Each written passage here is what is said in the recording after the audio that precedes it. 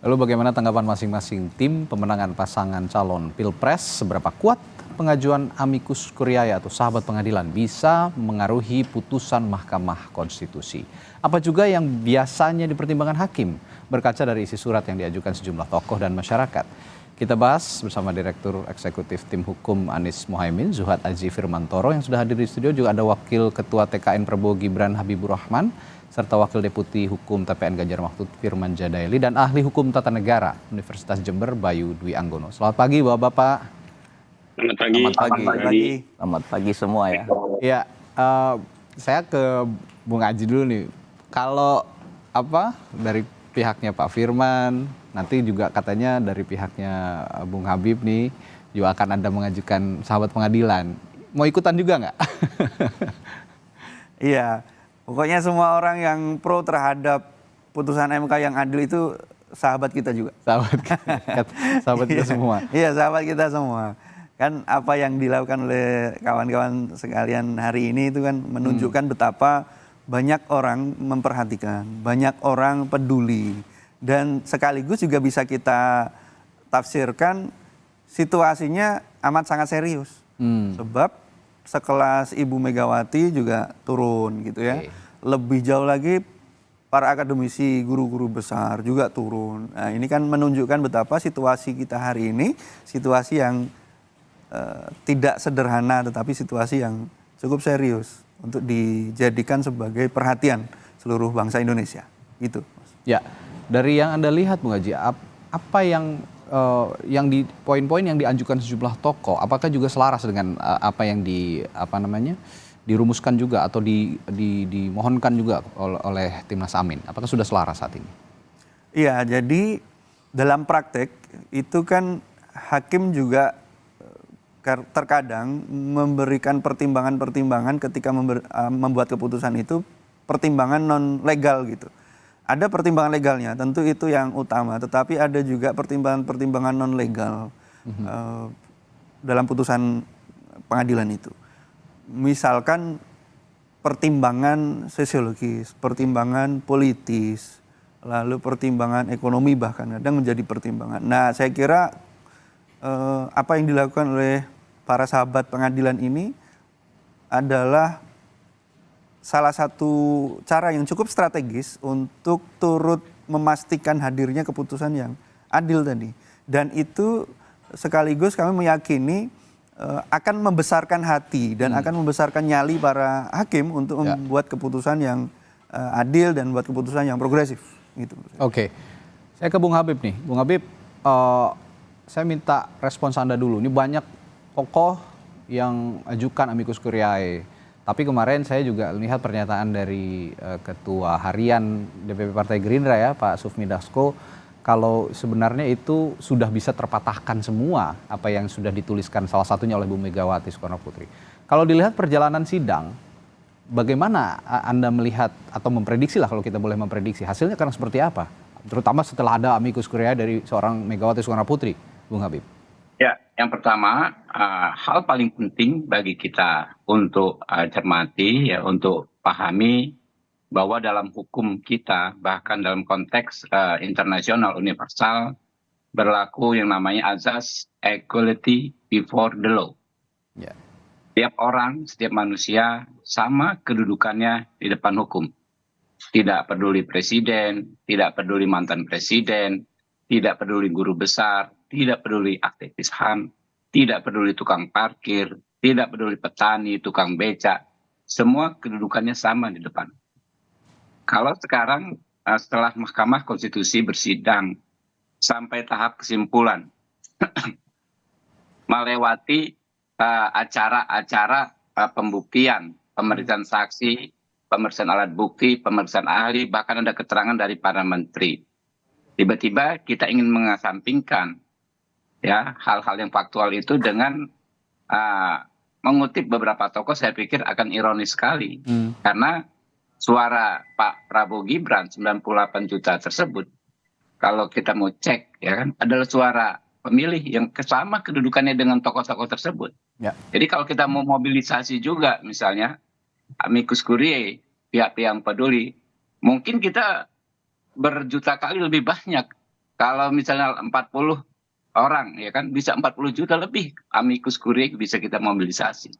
Tapi kan nggak bisa seperti itu karena memang ini seolah ya yang kami tangkap bahwa ada kegalauan dari pihak-pihak tertentu yang ingin mengcover ketidakpuasan mereka terhadap jalannya proses persidangan karena tidak sesuai harapan, tidak bisa menghadirkan pembuktian yang meyakinkan majelis hakim, termasuk hadirnya 4 menteri ternyata tidak bisa membuktikan tuduhan-tuduhan tentang kecurangan pemilu, lalu ingin mengcover dengan yang sebenarnya ini dapat dikategorikan sebagai langkah politik daripada langkah hukum. Oke. Ya, saya ada argumentasi yang sangat kuat.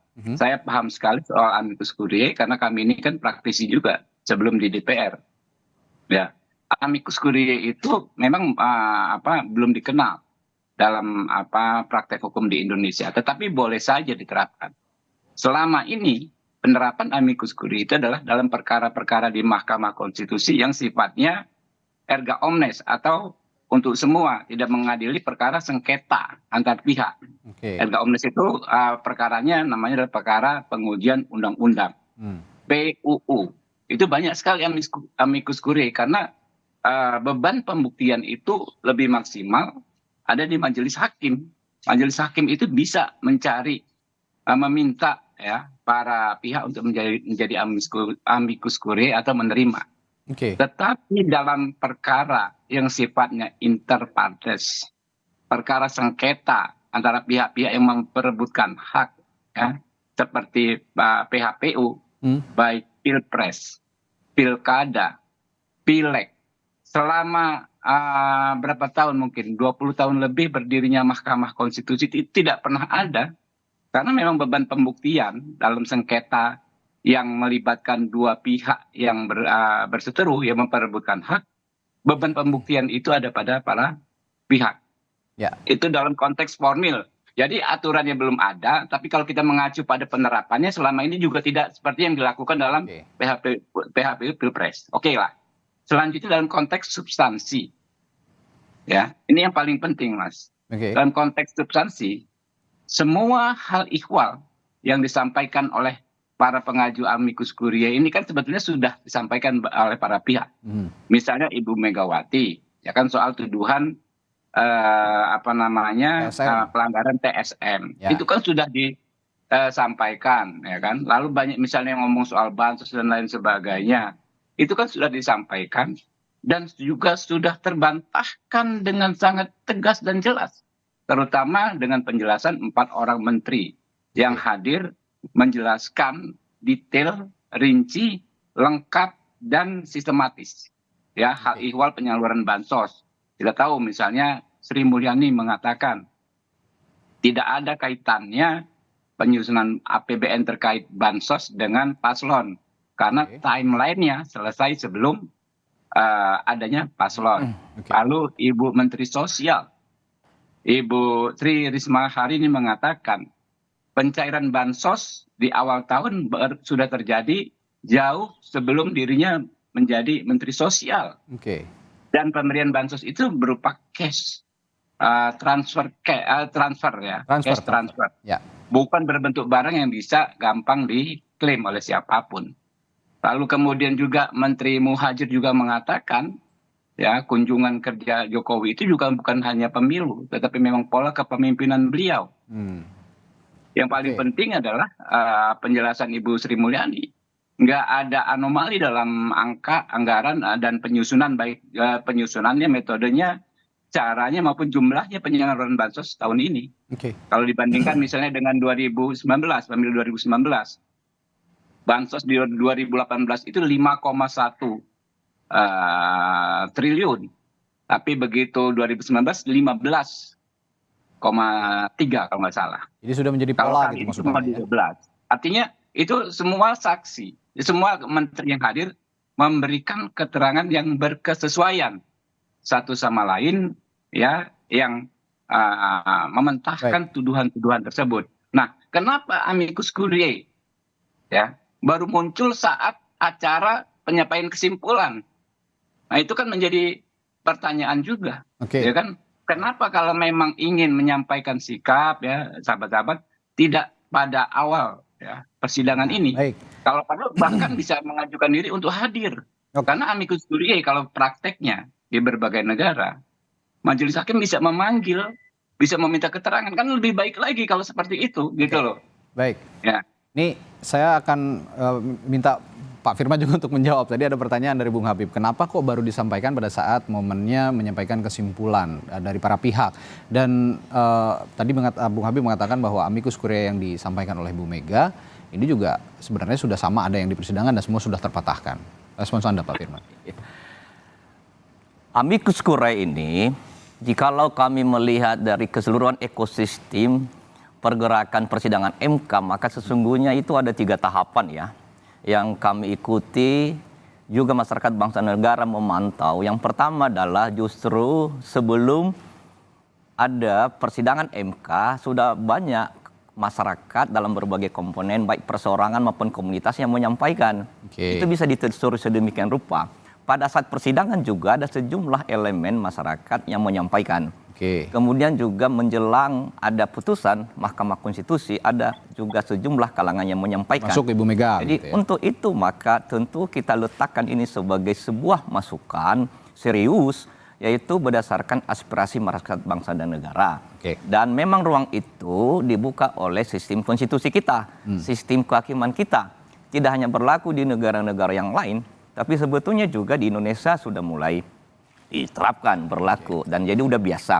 Tapi sekali ini menjadi bermakna dan sangat luar biasa karena ada banyak ragam masyarakat yang menyampaikan, perguruan tinggi, universitas, cendekiawan, intelektual, akademisi, aktivis civil society, seniman budayawan, kaum perempuan, dan juga berbagai kalangan yang lain.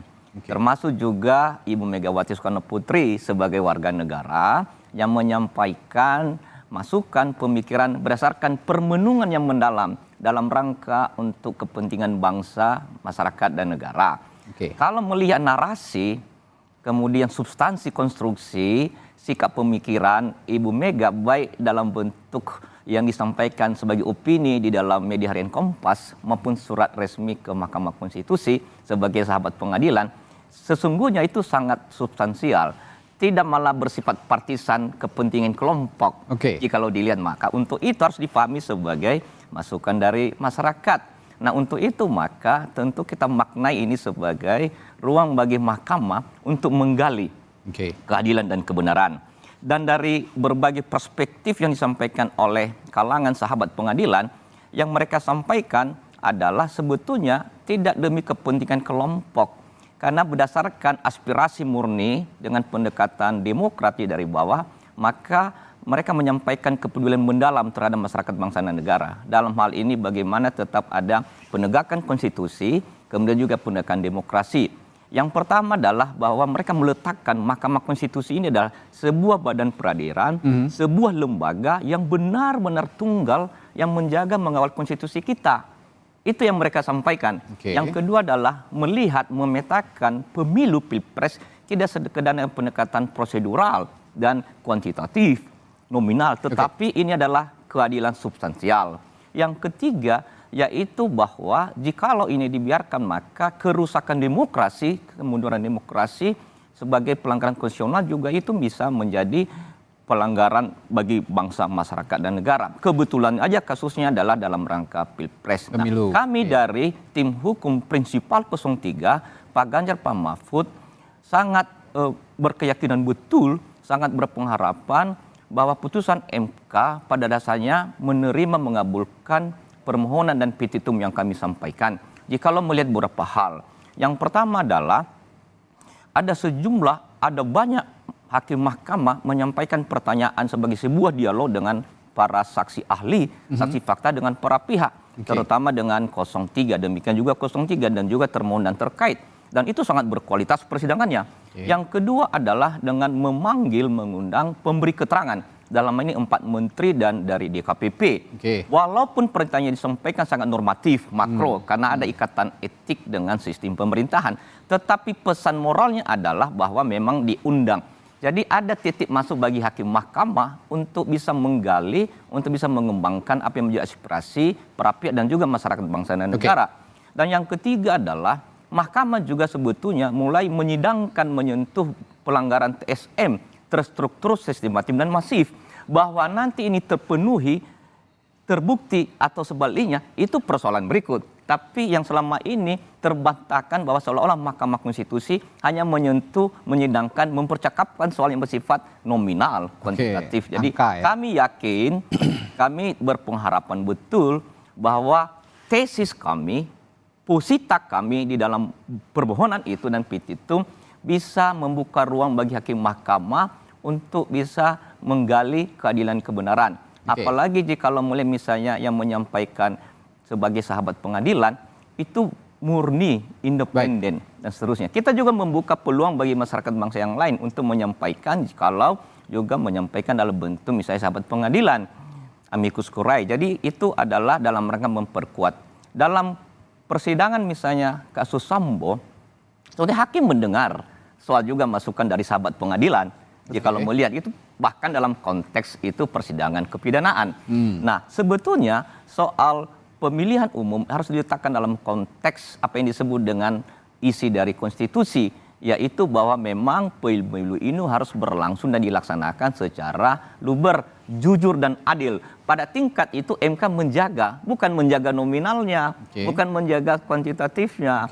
Disitulah para sahabat pengadilan menginginkan menyampaikan. Nah, Ibu Megawati sebagai presiden ketika MK didirikan dan terbentuk memahami betul proses pembentukan pendirian Mahkamah Konstitusi dan juga sebagai presiden juga mengikuti perkembangan amandemen konstitusi yang di dalamnya ada Mahkamah Konstitusi. Jiwa raga semangat spiritualitas Mahkamah Konstitusi itu yang diingatkan ulang oleh Ibu Mega sebagai warga negara, dan tentu kita menghormati mahkamah bahwa putusan Mahkamah Konstitusi, putusan Badan Peradilan pada dasarnya nilainya terletak pada keluhuran, keagungan, kemuliaan Badan Peradilan itu mahkamah pada kualitas putusan. Sejauh mana benar-benar memberikan, menghadirkan keadilan substansial. Begitu, Mas. Diharapkan jadi putusan yang kualitatif bukan kuantitatif. Jadi di luar dari angka-angka. Tapi saya akan tanyakan ini kepada ahlinya juga. Sudah ada Profesor Bayu Dwi Anggono sebagai ahli hukum tata negara. Prof Bayu, kalau saat ini kita memperdebatkan masalah amicus curiae ini, sebenarnya katanya sudah agak terlambat katanya karena disampaikan di akhir-akhir menjelang putusan. Kenapa nggak dari pertama? Tapi Pak Firman tadi mengatakan bahwa sebenarnya sahabat pengadilan ini sudah mengalir sejak persidangan dari masyarakat umum. Dan juga ada juga anggapan bahwa sebenarnya amicus curiae ini diperuntukkan bagi kalangan yang tidak berperkara begitu ya, tidak bersengketa. Dalam hal ini dinilai Bu Mega sebagai ketua umum partai politik yang mengusung capres-cawapres merupakan seorang pihak yang sedang bersengketa atau berperkara.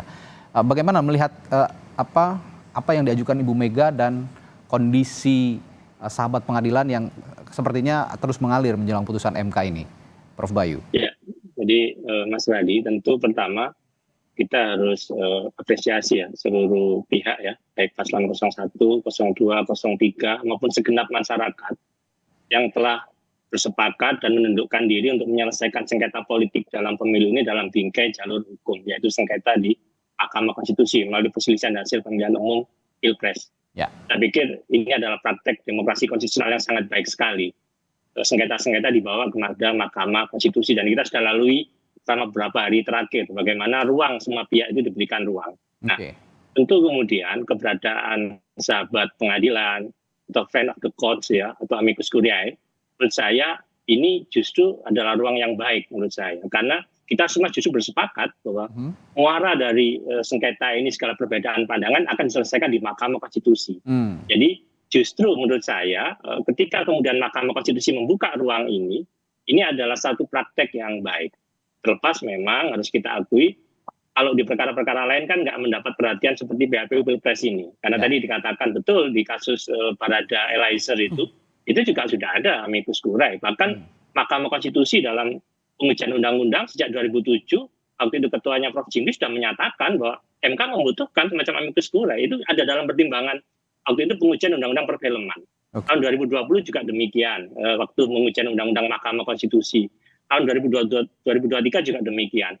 Di perkara tata usaha negara juga ada. Pada waktu bicara soal pembangunan pabrik semen yang ada di Jawa Tengah, kemudian juga bicara pemblokiran akses internet begitu ya. Artinya sebenarnya itu sudah praktek yang lumrah begitu. Nah, memang sekarang menjadi perhatian karena ini adalah perkara yang menjadi perhatian publik, yang semua orang tertuju ke sana, yaitu kemudian bicara PHPU Pilpres, di mana memang praktek sahabat pengadilan ini tumbuh kembang dalam sistem hukum kita tanpa ada aturan khusus. Nah, karena tanpa ada aturan khusus, maka sepenuhnya dikembalikan kepada pertimbangan hakim. Jadi berbeda dengan misalkan di Amerika Serikat. Di sana ada pasal 30 Supreme Court of Rule-nya ya, mengatur tentang bagaimana posisi amicus curiae, tentang keberadaannya, kedudukannya, bagaimana mengajukannya. Nah, kalau kita kan hanya menumpu pada undang-undang kekuasaan kehakiman yang di sana memang dijelaskan hakim ya dan hakim konstitusi nih. Hakim dan hakim konstitusi wajib menggali, mengikuti dan memahami nilai-nilai hukum dan rasa keadilan yang hidup dalam masyarakat. Sehingga keadilan yang hidup dalam masyarakat bukan sekedar di ruang pengadilan. Jadi apalagi ditambah dalam mengambil keputusan, kita itu kan mengenal pembuktian bukan pembuktian formil yang hanya berdasarkan pada alat bukti. Tapi kita kenal pembuktian undang-undang negatif. Selain alat bukti yang di dalam undang-undang MK disebutkan minimal 2 alat bukti, ada juga keyakinan hakim. Nah, keyakinan hakim ini tentu tidak hanya berdasarkan pada apa yang ada dalam persidangan. Dia juga perlu kemudian ketika ada masukan-masukan sepanjang itu kemudian relevan isinya dan kemudian bisa kemudian dipertimbangkan ya, itu masuk pada keyakinan hakim bukan pada 2 alat bukti tadi. Nah, jadi sebenarnya menurut saya mari kemudian ruang ini dibuka saja. Pada akhirnya kan kita yakin amicus curiae ini tidak akan kemudian mengganggu independensi hakim MK. Kenapa? Satu, MK itu kekuasaan kehakiman yang merdeka, dijamin dalam konstitusi. Kedua, masing-masing hakim itu dia punya kewenangan menyusun pendapat hukum sendiri kemudian sebelum dibawa ke RPH. Jadi menurut saya ruang amicus curiae ini justru adalah baik. Kenapa? Karena semua akhirnya muaranya di Mahkamah Konstitusi. Yang paling penting, apapun putusan Mahkamah Konstitusi, semua pihak harus menerima karena ruangnya sudah dibuka seluas mungkin. Begitu, Mas Hadi. Jadi ada pandangan yang seluas-luasnya untuk para hakim konstitusi dari banyaknya pengajuan amicus curiae, termasuk juga yang meminta hakim menolak permohonan Anies Mohaimin dan Ganjar Mahfud, begitu ya, Prof. Bayu ya. Jadi tidak hanya ini, semua perspektif masuk ke dalam meja hakim, begitu ya. Jadi dalam praktek selama ini di Mahkamah Konstitusi, ya, amicus curiae itu selalu kemudian dipertimbangkan dan dijawab oleh Mahkamah Konstitusi. Tapi apakah kemudian pasti dikabulkan? Ya itu tergantung pada isi dan relevansinya. Artinya kalau kita lihat dalam putusan-putusan pengujian undang-undang itu selalu disebutkan di pertimbangan hukumnya ada amicus curiae dari ini. Apakah kemudian relevan? Hakim MK menjawab. Artinya kalaupun kemudian dipertimbangkan atau tidak itu akan kemudian dijawab oleh hakim Mahkamah Konstitusi. Ini kalau kita menggunakan pengujian undang-undang. Dalam perkara pidana pun juga demikian. Pengadilan tata usaha negara, pengadilan administrasi juga demikian. Artinya nanti amicus curiae juga akan mendapat kejelasan, kenapa opini pendapat hukum saya ini kemudian tidak dipertimbangkan, tidak kemudian mempengaruhi dalam pengambilan keputusan. Itu pasti kemudian akan dijawab oleh hakim Mahkamah Konstitusi. Itu pun jubir MK juga harus mengonfirmasi bahwa amicus curiae itu akan kemudian jadi pertimbangan. Tapi apakah kemudian akan berpengaruh kembali lagi pada itu adalah pertimbangan hakim, keyakinan hakim tadi, karena ini bukan masalah bukti tapi pada keyakinan hakim. Begitu. Baik. Ini putusan Hakim Konstitusi Senin nanti ini sepertinya jika dilihat begitu akan menjadi serbayang pertama. Jika memang di amicus curiae ini dipertimbangkan hakim, itu menjadi yang pertama dalam sidang sengketa Pilpres. Belum lagi jika memang hakim keluar dari lingkaran sengketa angka-angka hasil Pilpres yang hanya melihat angka dan mempertimbangkan sejumlah fakta yang lain di luar angka-angka itu termasuk proses menuju angka-angka atau hasil pemilu itu tadi.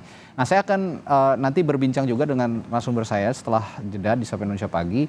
Bagaimana para hakim kita kalau bisa melihat ke depan sedikit, memprediksi lah ya boleh dibilang, bagaimana hakim ini mempertimbangkan baik fakta-fakta persidangan maupun amicus curiae, mana yang akan lebih berat dipertimbangkan oleh hakim, fakta-fakta persidangan yang sudah tersaji atau ada suara-suara dari luar ruang sidang melalui amicus curiae. Akan kita bahas setelah jeda di Sapa Indonesia Pagi, tetaplah bersama kami.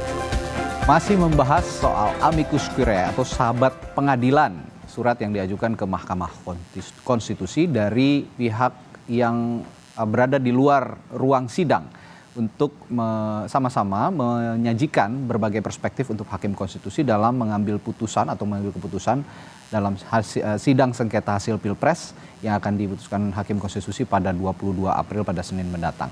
Tadi saya bertanya kepada narasumber saya, apakah kalau dilihat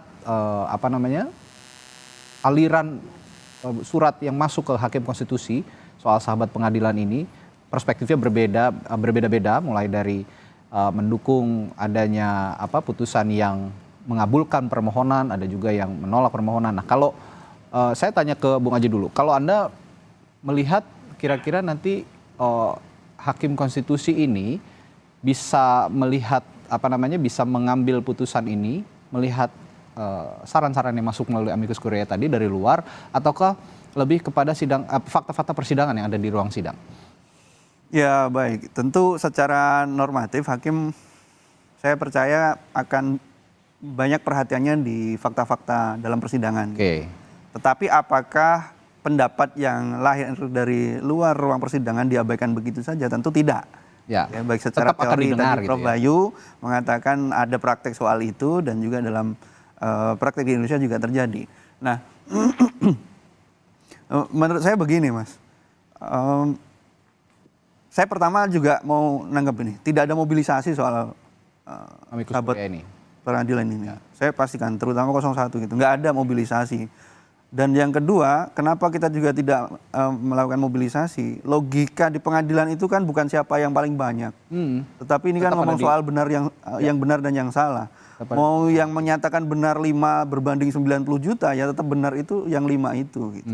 Nah, dalam situasi yang demikian itulah sebenarnya pentingnya kita memberi dukungan kepada hakim, terutama hakim Mahkamah Konstitusi untuk berani menyatakan mana yang benar, mana yang salah. Oke. Dan tentunya sesuai dengan koridor atau kewenangan yang ada dalam dirinya, yaitu menjaga konstitusi. Baik. Nah, itu kan peran utama yang sebenarnya kita mohonkan hari ini. Oke. Makanya kalau kita baca, saya berulang kali bilang, permohonan kita itu kan sangatlah logis, tidak dilatar belakangi atas dendam dan sebagainya.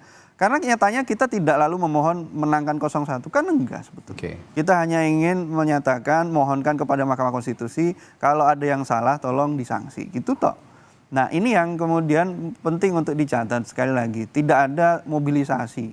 Dan karena alasan kuat tidak mobilisasi itu kan sekali lagi, logika pengadilan itu bukan logika soal siapa yang banyak dan siapa yang sedikit. Ya. Ini arena di mana orang akan berdebat mana yang benar dan mana yang salah. Saya kira itu. Oke, Bung Habib, kalau tadi Bung Aji mengatakan ya amicus curiae ini akan meskipun tidak terlalu banyak yang dipertimbangkan nanti, tapi akan tetap didengar karena perspektif dari luar itu tetap juga jadi bahan pertimbangan oleh hakim. Tapi fakta-fakta persidangan akan mayoritas sepertinya menjadi pertimbangan hakim yang utama untuk mengambil putusan. Nah, kalau Anda melihatnya nanti hakim ini akan menolak seluruhnya permohonan pemohon atau mengabulkan sebagian atau justru nanti mengabulkan? Ya, pertama soal mobilisasi tidak mobilisasi, saya pikir nggak ada gunanya juga kita berdebat kusir, ya, karena kita bisa masing-masing berpendapat dan masing-masing membantah. Ya. Yang kedua, ada kaprahan ya selama ini yang mempertentangkan antara metode pengambilan keputusan yang disebut-sebut kuantitatif, disebut kalkulator, dengan metode pengambilan keputusan yang disebut-sebut kualitatif. Lalu pertentangan seolah-olah Mahkamah Konstitusi itu hanya mengacu kepada konstitusi, lalu harus mengabaikan aturan perundang-undangan di bawahnya. Logika dan praktek yang terjadi di Mahkamah Konstitusi tidaklah seperti itu. Karena memang Mahkamah Konstitusi ini kan memeriksa tuduhan-tuduhan yang harusnya faktual. Ya, faktual itu apa? Fakta. Ya, yang harusnya fakta. Fakta itu harus menilai fakta seperti apa caranya? Harus dibuktikan. Bukan hanya dengan pendapat kalau bicara soal fakta.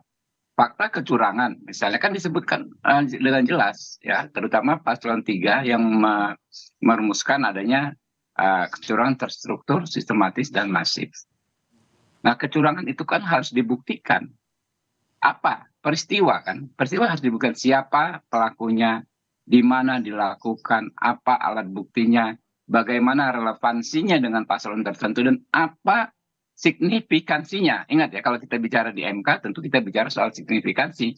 Karena apa misalnya kalau toh kita bicara soal TSM, tetap ada aturan signifikansi. Setidaknya terjadi di 50% provinsi di seluruh Indonesia. Jadi kalau kita pengalaman yang mengacu pada praktek 2019, kita itu kan berhukum berdasarkan ketentuan undang-undang, lalu mengacu pada penerapan undang-undang tersebut sebelumnya pada peristiwa yang sama. Ya, sehingga kalau membuat komparasi itu kita mesti hati-hati. Jadi undang-undang yang kita pakai saat ini sama dengan undang-undang yang kita pakai tahun 2019, yaitu Undang-Undang Pemilu nomor 7 tahun 2017 tentang pemilihan umum. Ya. Lalu undang-undang ini pernah dipakai pada sengketa Pilpres nomor 1 tahun 2019. Ya. Nah, itu sengketa Pilpres, bukan pilkada. Nah, sekarang ini kan sengketanya apa? Sengketa Pilpres. Oke. Lalu undang-undangnya apa? Undang-undang 7 tahun 2017. Sama kan? Nah, dalam penerapan ya hukum ya di sengketa PHPU Pilpres tahun 2019. Ya. Jelas ya dan tegas ya. Bisa dibaca nanti di pertimbangan hukum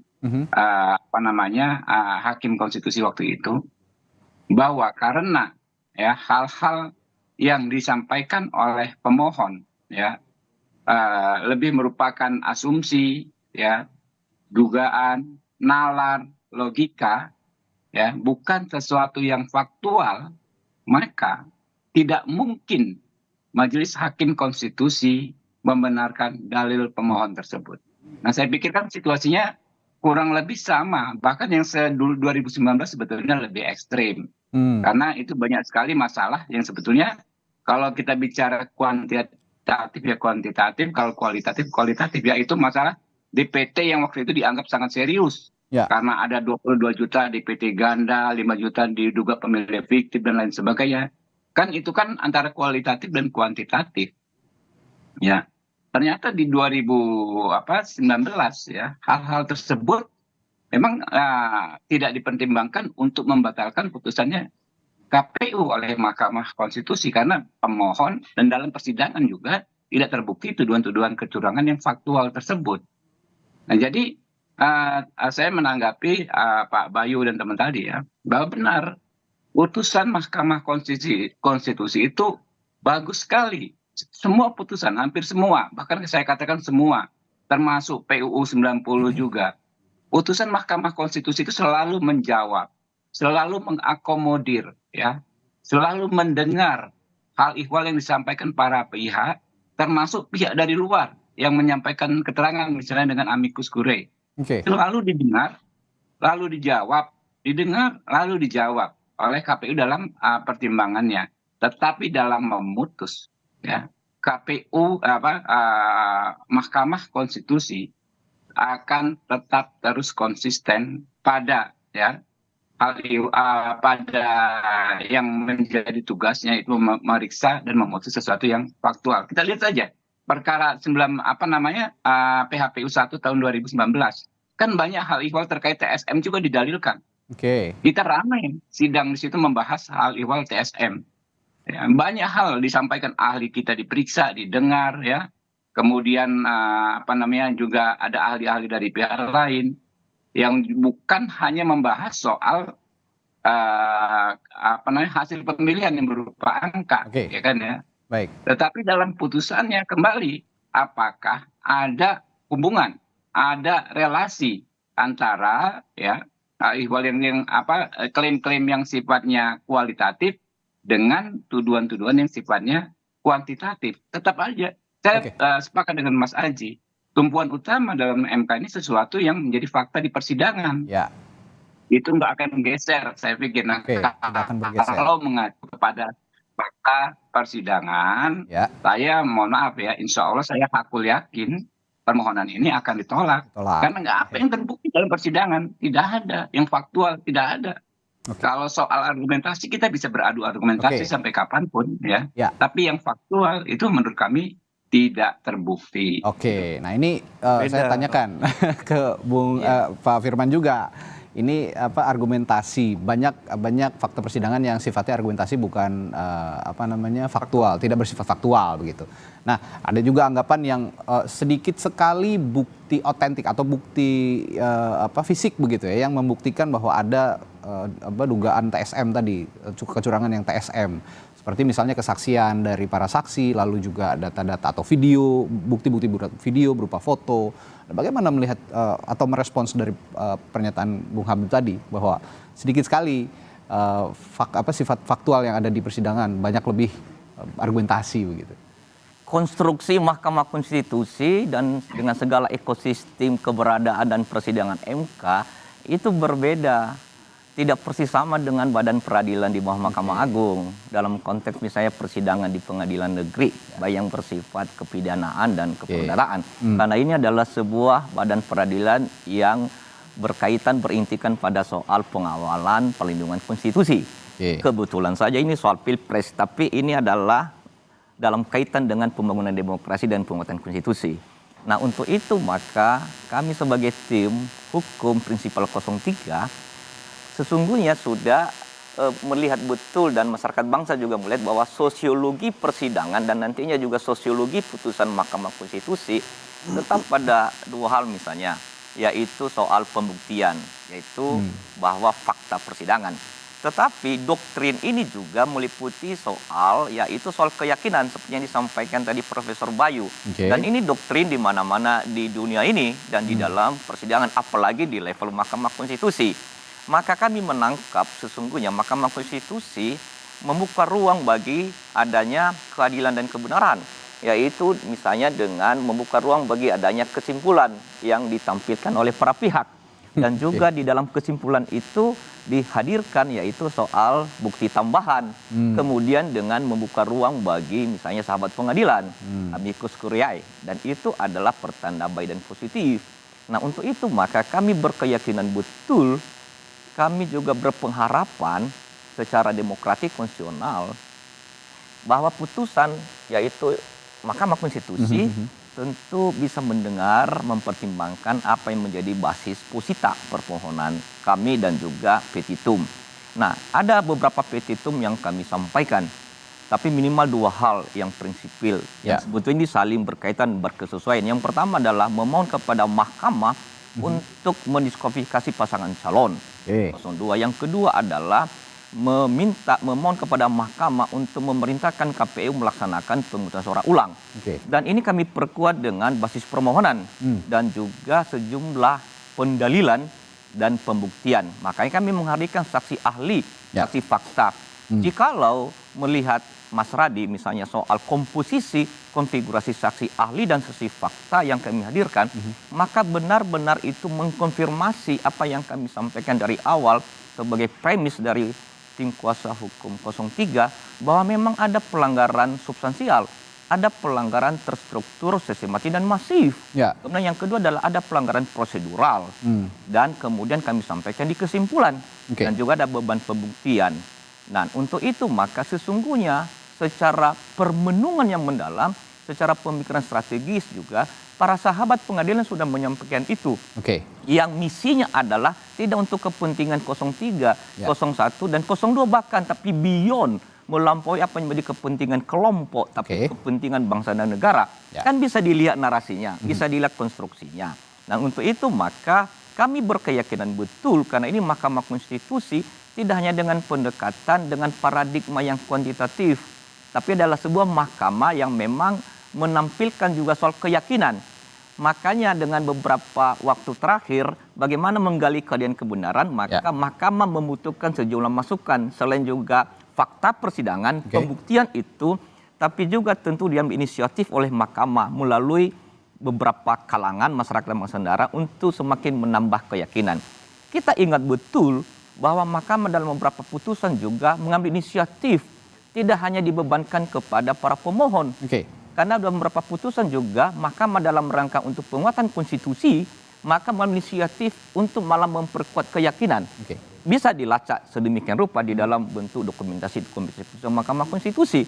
Sebetulnya di dalam persidangan MK melalui PHPU tahun 2019, sebenarnya Mahkamah juga sudah menyentuh, sudah menyidangkan yang berkaitan dengan pelanggaran TSM, terstruktur sistematik masif.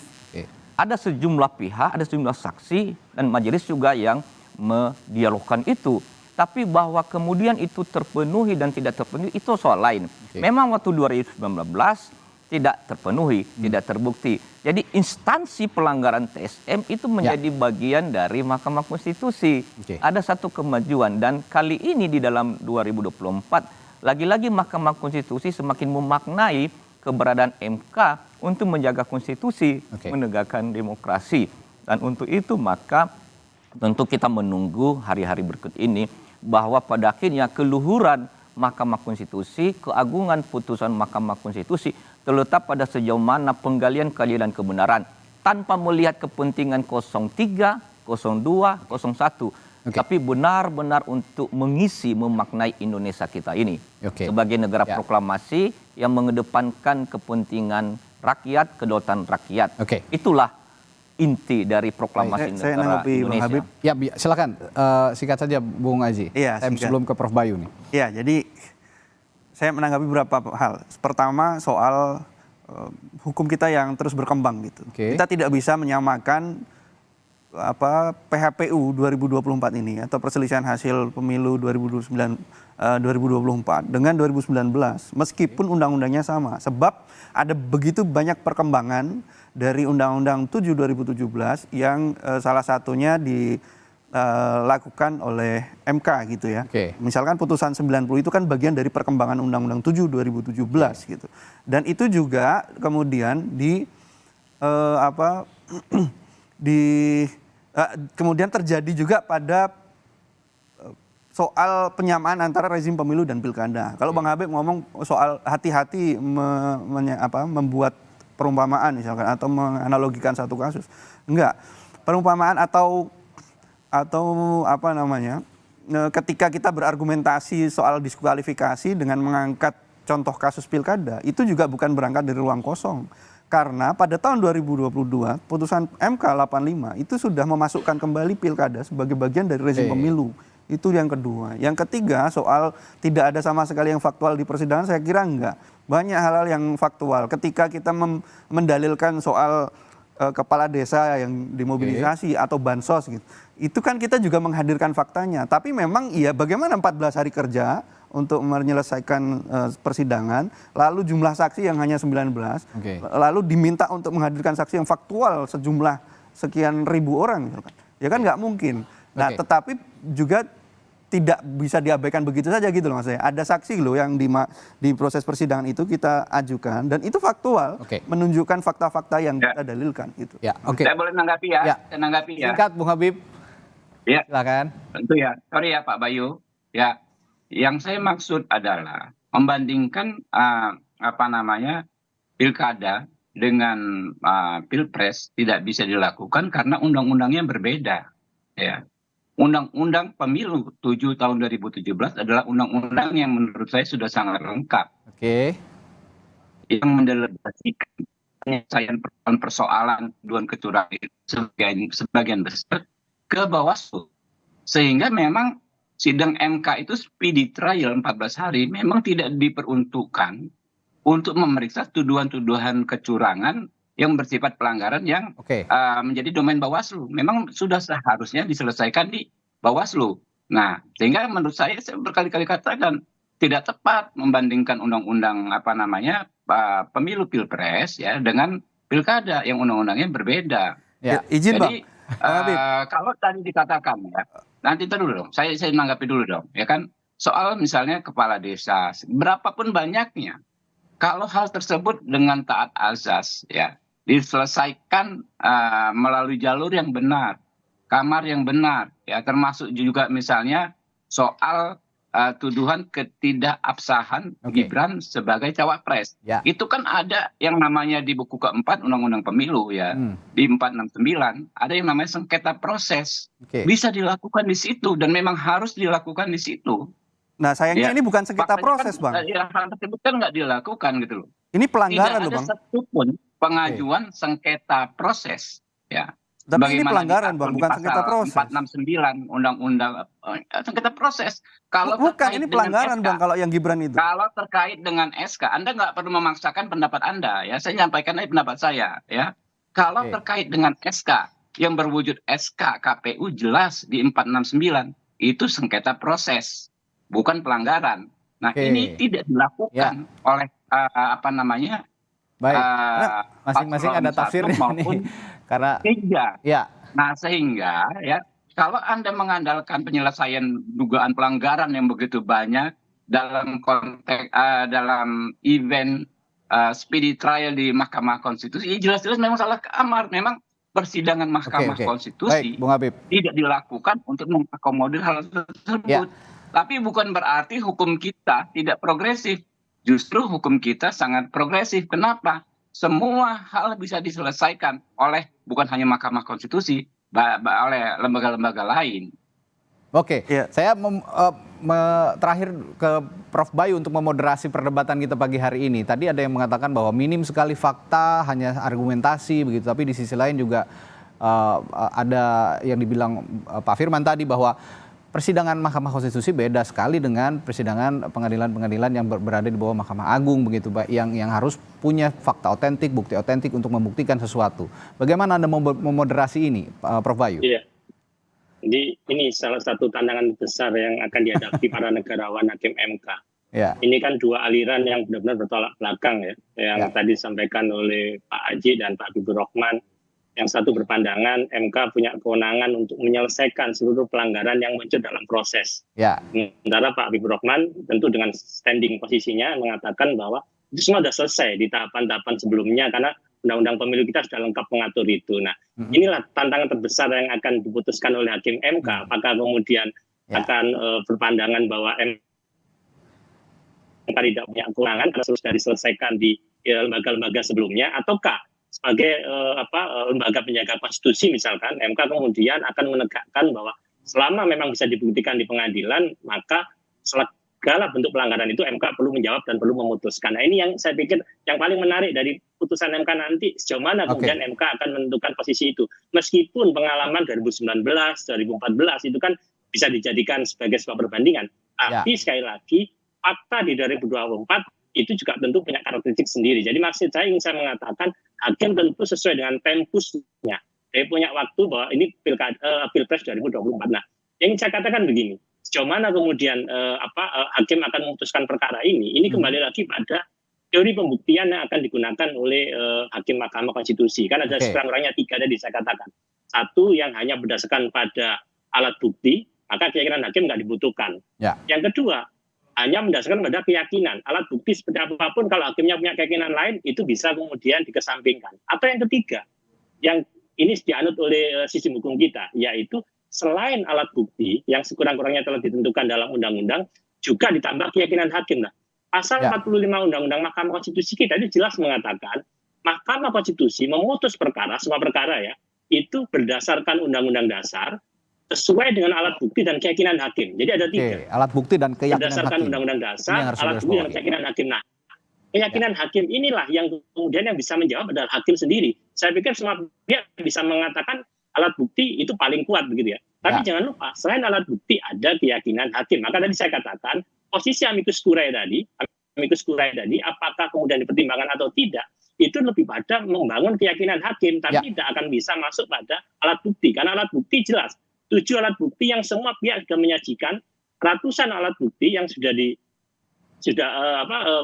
dibawa ya ke pengadilan, dan semua sudah menjawab itu. Memang kemudian sekarang dalam RPH hakim selain mengkualifikasi ya, mengidentifikasi dan alat bukti tadi yang sudah dibuktikan, kan sekarang saatnya adalah perenungan hakim soal keyakinan hakim tadi. Ini sekarang kuncinya adalah pada keyakinan hakim, karena alat bukti tadi semua sudah dibuka dalam persidangan. Sekarang ditambah bagaimana keyakinan hakim dalam menilai alat bukti tadi. Begitu, Mas Adi. Dan keyakinan hakim ini secara maraton terus diuji begitu dalam rapat permusyawaratan hakim yang maraton dilakukan dalam 1 pekan ini, bahkan sampai hari Minggu besok di hari libur bahkan Hakim Konstitusi juga masih melakukan rapat Ya, permusyawaratan dan hakim dan Mahkamah Konstitusi adalah Ya. pucuk dan puncak dari keseluruhan proses apa yang dia bilang oleh dalam konstitusi, yaitu 22E dan 24C. Ya.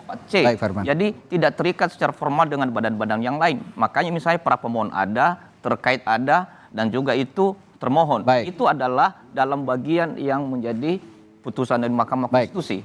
Itu Baik. yang paling penting. Ya, ini kita nantikan bersama nanti hari Senin. Sedang diyakinkan semua berdiskusi, berdebat. Insya Allah, Saya yakin juga 8 kita hakim doakan konstitusi Mahkamah juga sedang berdebat untuk istiqomah. menyampaikan Amin. kumpulannya, Saya amini Bang Habib ini. Terima Istiqomah. kasih narasumber kami Adil pada dia, Bang. pagi hari ini. Ada Bung Habibur Rahman dari TKN Prabowo Gibran, ada Bung Zuhad Aji Firmantoro dari Wakil Ketua Profesor Bayu, atau Direktur Tim Eksekutif Anies Mohaimin, dan juga Pak Firman Mas Habib. Jayadeli dari TPN Ya. Ganjar Mahfud, dan Profesor Bayu. Nanti juga kita akan berbincang di hari Senin, lebih seru nih Profesor Bayu. Terima kasih Bapak-Bapak, sehat selalu, sampai jumpa lagi.